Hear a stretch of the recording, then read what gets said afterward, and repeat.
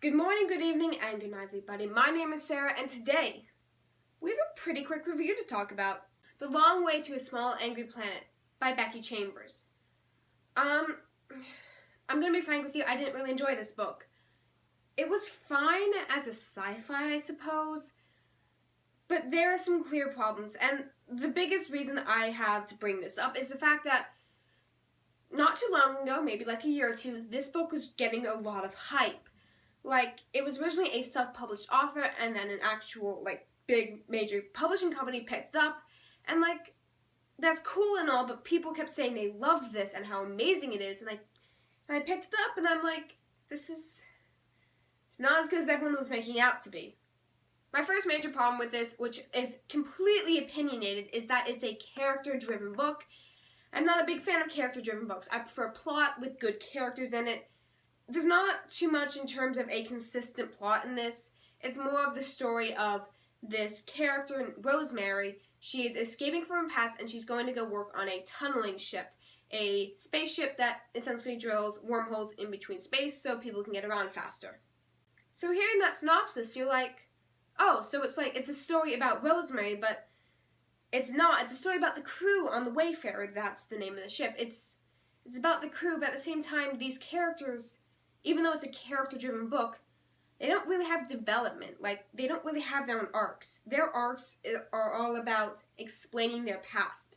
You get to know these characters very well, but at the same time, they're the same people as the beginning of the story. This is 400 pages long book, and the characters are very static.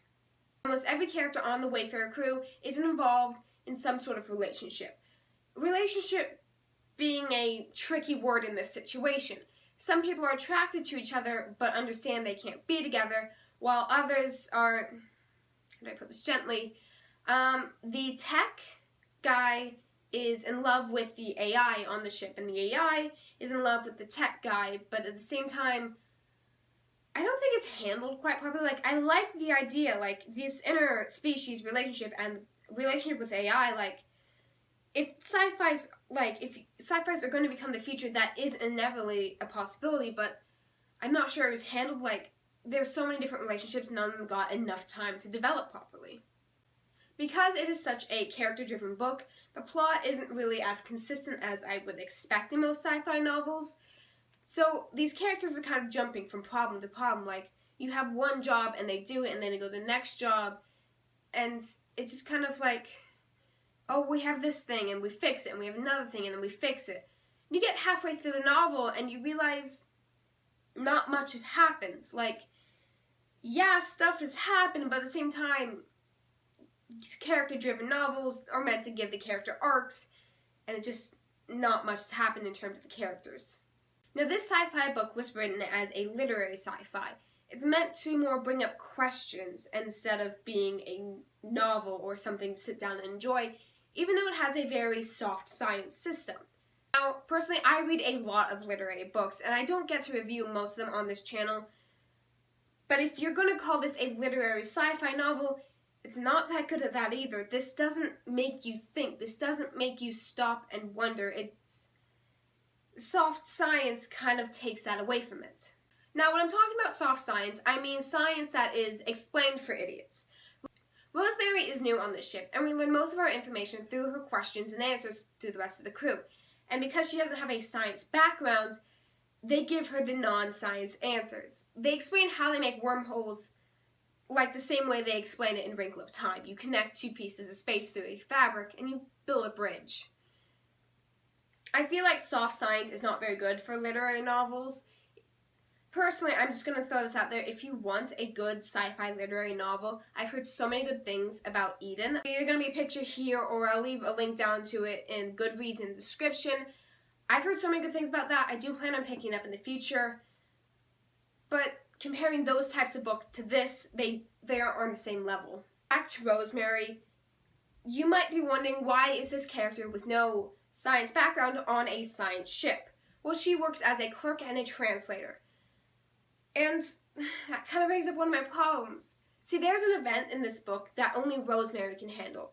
And I get it, they set up that she can do this beforehand, but the way that she does it is, It makes her seem like suddenly she's this big, important character when really she's not. She may be the main character, but this book is not about her, and she shouldn't be able to do this and get all this credit for it. One thing I really did enjoy about this, and I've heard everyone else say that they enjoy about this, is the way they handle different cultures and different species.